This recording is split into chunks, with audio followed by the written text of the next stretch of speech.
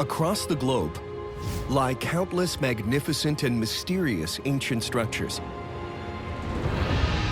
each one holding long-hidden secrets that can only be uncovered by a view from above.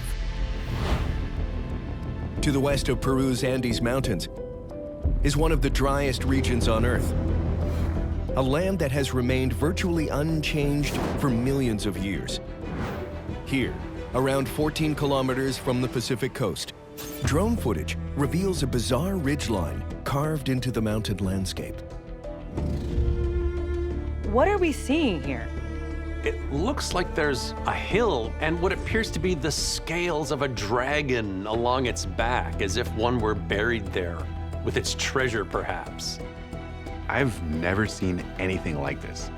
What is this place? This massive hilltop structure is known as Chanquillo, and this uncanny site has been a mystery for centuries. Chanquillo is several hectares in size. Chanquillo contains several monumental human constructions that are spread out over this deserted landscape. Part of it is a huge construction known as the fortified temple.